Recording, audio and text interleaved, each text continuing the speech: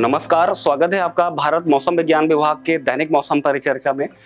कल रात को और आज सुबह अर्ली मॉर्निंग आवर्स में जैसा कि हमने देखा कि हमें बहुत ही घना कोहरा मुख्य रूप से पंजाब में, हरियाणा में, उत्तर प्रदेश और बिहार के अनेक स्थानों पर देखने को मिला है। वहीं पे राजस्थान के उत्तरी हिस्से में और मध्य प्रदेश के उत्तरी हिस्से में, झारखंड के भी उत्तरी हिस्से में,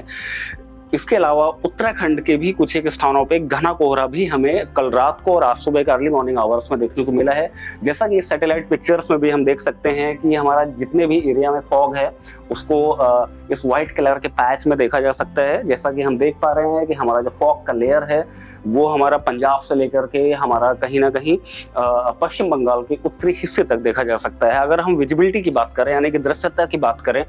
तो जम्मू कश्मीर के श्रीनगर में हमें न्यूनतम 25 सेंटीमीटर तक विजिबिलिटी देखने को मिली है। वहीं पे पंजाब के अमृतसर में, पटियाला में 25 मीटर तक विजिबिलिटी देखने को मिली है। हरियाणा के अंबाला में 25 सेंटीमीटर, जबकि करनाल और हिसार में हमें 50 मीटर तक की विजिबिलिटी देखने को मिली है। पश्चिमी उत्तर प्रदेश में 50 मीटर की विजिबिलिटी हमें झांसी और मेरठ में देखने को मिली है। उसी तरीके से दिल्ली के सफदरजंग में न्यूनतम 200 मीटर तक विजिबिलिटी देखने को मिली है। वहीं पे पूर्वी उत्तर प्रदेश के गोरखपुर में भी 200 मीटर की विजिबिलिटी देखने को मिली है। अगर हम न्यूनतम तापमान को देखें तो हमारा उत्तर पश्चिम भारत का जो प्लेन एरिया है, मुख्य रूप से पंजाब, हरियाणा, राजस्थान का जो उत्तरी हिस्सा है, वहां पे न्यूनतम तापमान हमारा 8 से 10 डिग्री सेंटीग्रेड चल रहा है। जबकि हमारा जो उत्तर प्रदेश है या मध्य प्रदेश है या बिहार के अनेक स्थान है, राजस्थान का दक्षिणी हिस्सा है, वहां पे न्यूनतम तापमान 10 से 12 डिग्री सेंटीग्रेड हमें देखने को मिले हैं आज। और ये न्यूनतम तापमान लगभग इसी रेंज में अगले 5 दिनों तक हमें देखने को मिलते रहेंगे। यानी कि अगले 5 दिनों में न्यूनतम तापमान में कोई भी खास बदलाव होने की संभावना नहीं है। सिर्फ जो हमारा मध्य भारत है, जैसे कि मध्य प्रदेश या छत्तीसगढ़ के इलाके हैं, वहां पर न्यूनतम तापमान में थोड़ी हमें कमी देखने को मिलेगी। अगर हम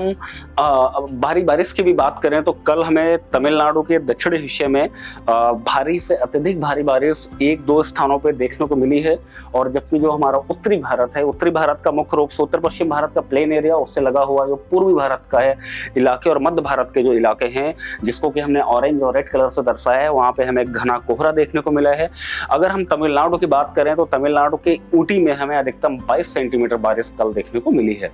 अगर हम आज की मुख्य बिंदु की बात करें तो हमारा जो एक घना कोहरा है वो हमें पंजाब, हरियाणा, दिल्ली, उत्तर प्रदेश, बिहार के साथ साथ मध्य प्रदेश के उत्तरी हिस्से, राजस्थान के उत्तरी हिस्से और झारखंड के उत्तरी हिस्से में अगले 2 से 3 दिनों तक देखने को मिलेगा। हालांकि 2 जनवरी से इन सभी इलाकों में घने कोहरे में थोड़ी सी कमी देखने को मिलेगी, लेकिन पूर्ण रूप से ये कोहरा खत्म नहीं होने वाला है। और उसी के साथ जो हमारा पंजाब, हरियाणा, उत्तर प्रदेश और मध्य प्रदेश में वहाँ पे कोल्ड डे की जो कंडीशंस है वो भी हमें अगले 2 दिनों तक देखने को मिलेंगी। अगर हम आज के मुख्य सिनॉप्टिक फीचर्स की बात करें तो हमारा उत्तर पश्चिम भारत में एक पश्चिमी विक्षोभ है जो कि अभी पाकिस्तान के ऊपर है, उसी के साथ राजस्थान के ऊपर एक लोअर ट्रोपोस्फेरिक लेवल्स में सर्कुलेशन भी बना हुआ है। इस पश्चिमी विक्षोभ और साइक्लोनिक सर्कुलेशन राजस्थान के ऊपर जो कि है, उसकी वजह से जो है मुख्य रूप से हमें जम्मू कश्मीर, हिमाचल प्रदेश और उत्तराखंड में, मुख्य रूप से जम्मू कश्मीर में आज रात से ही हमें कुछ एक स्थानों पे बर्फबारी और बारिश देखने को मिलेगी। जबकि हिमाचल प्रदेश और उत्तराखंड में कल यानी कि 31 दिसंबर और 1 जनवरी को कुछ एक स्थानों पे बर्फबारी और हल्की बारिश देखने को मिलेगी। वहीं पे अगर हम दक्षिण पूर्व अरब सागर की बात करें तो हमारा जो पश्चिमी इंडियन ओशन है उससे लगा हुआ दक्षिण पूर्व अरब सागर है, वहां पे कल शाम को एक साइक्लोनिक सर्कुलेशन डेवलप हो गया था। और इस साइक्लोनिक सर्कुलेशन की वजह से आज सुबह वहां पे एक कम दबाव का क्षेत्र भी बन चुका है, जिसको कि हमने यहाँ पर दर्शाया हुआ है। और इस कम दबाव के क्षेत्र की वजह से जैसा कि हम देख सकते हैं कि दक्षिण पूर्व अरब सागर या जो इक्वेटोरियल इंडियन ओशन है के पास इलाके हैं, वहां पे काफी बड़े एरिया में काफी घने बादल छाए हुए हैं। अगर हम अगले 5 दिनों के मौसम की चेतावनी की बात करें तो उत्तर भारत में मुख्य रूप से हमें कोहरा लगातार अगले 5 दिनों तक देखने को मिलता रहेगा, जिसमें से मुख्य रूप से पंजाब और हरियाणा और उत्तर प्रदेश की अगर हम बात करें तो वहाँ पे कोहरा जो है शाम को लेट इवनिंग या फिर मिडनाइट, आधी रात से ही कोहरा वहाँ पे चालू हो जाएगा, जो कि अगले दिन की सुबह तक हमें लगातार देखने को मिलता रहेगा। यानी कि लगभग 8 से 10 घंटे जो है हमें रात को पंजाब, हरियाणा और उत्तर प्रदेश के इलाकों में कोहरा देखने को अगले 500 दिनों तक मिलेगा।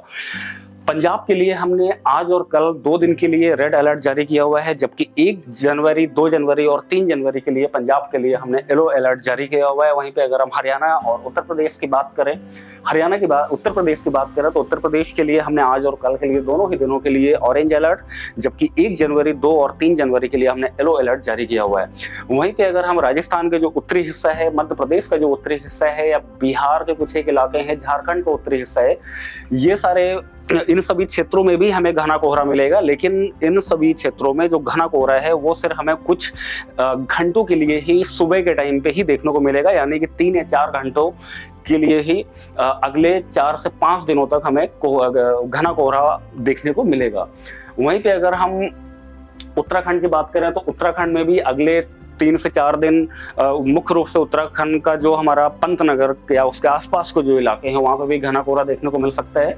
और उत्तर पूर्वी राज्यों में असम, मेघालय, मिजोरम और त्रिपुरा में भी अगले 2 से 3 दिनों तक हमें एक आध स्थानों पर घना कोहरा देखने को मिलेगा। मेजर जो घना कोहरे की अगर हम बात करें वो हमारा पंजाब, हरियाणा, उत्तर प्रदेश,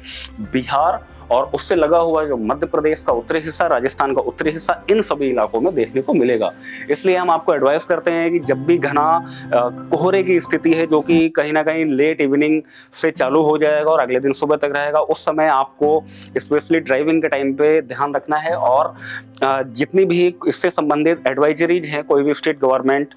या फिर जो हमारा रेलवे है या फिर एयरपोर्ट्स हैं, उनकी एडवाइजरीज से आपको लगातार अपडेट बने रहना चाहिए। अगर वहीं पे हम बारिश की बात करें तो हमें मुख्य रूप से दक्षिणी प्रायद्वीप में हल्के से मध्यम स्तर की बारिश, मुख्यतः तमिलनाडु के दक्षिणी हिस्से में और केरल के दक्षिणी हिस्से में और लक्षद्वीप का जो एरिया है वहां पे हल्के से मध्यम स्तर की बारिश अगले 4 से 5 दिनों तक लगातार हमें देखने को मिलेगी। जबकि तमिलनाडु के दक्षिणी हिस्से में एक आध स्थानों पर हमें भारी बारिश भी देखने को मिल सकती है। येलो अलर्ट हमने वहां के लिए दिया हुआ है। वहीं पर अगर हम सिक्किम की बात करें तो सिक्किम में 1 जनवरी को कुछ एक स्थानों पे हमें हल्की बारिश के साथ साथ ओलावृष्टि भी देखने को मिल सकती है। भारत के अन्य सभी स्थानों में कोई भी विशेष वेदर होने की संभावना नहीं है। जैसा कि हमने देखा कि हमारा मुख्य रूप से जो मध्य प्रदेश का उत्तरी हिस्सा है, छत्तीसगढ़ का उत्तरी हिस्सा है और उससे लगा हुआ जो उत्तर प्रदेश का दक्षिणी हिस्सा है, वहां पे 1 जनवरी, 2 जनवरी और 3 जनवरी को कुछ एक स्थानों पे बहुत ही हल्के स्तर की बारिश हमें देखने को मिलेगी। और उसी के साथ अगर हम फिशरमैन वार्निंग की बात करें, जैसा कि हमने देखा कि आज सुबह हमारा एक कम दबाव का क्षेत्र बन चुका है दक्षिण पूर्व अरब सागर, उससे लगा हुआ जो इक्वेटोरियल इंडियन ओशियन है, उस कम दबाव के क्षेत्र के चलते जो हमारा कोमोरियन एरिया है, लक्षद्वीप का एरिया है और उससे लगा हुआ जो दक्षिण पूर्व अरब सागर है, वहां पे हमें अगले 2 से 3 दिनों तक स्क्वेली वेदर, जिसमें हवाओं की गति 45 से 55 किलोमीटर प्रति घंटे देखने को मिलेगी और बारिश का भी दौर इन सभी इलाकों में देखने को मिलेगा। इसलिए हम अपने फिशरमैन भाइयों को एडवाइस करते हैं कि कोमोरियन एरिया में, लक्षद्वीप एरिया में, उससे लगा हुआ जो दक्षिण पूर्व अरब सागर है, वहां पे अगले 2 से 3 दिनों तक उनको नहीं जाना चाहिए। मौसम की और अधिक जानकारी के लिए आप हमारी IMD की वेबसाइट पे विजिट कर सकते हैं। उसी के साथ हमारा YouTube चैनल, हमारा Facebook पेज और ट्विटर पे भी हमें फॉलो कर सकते हैं। धन्यवाद।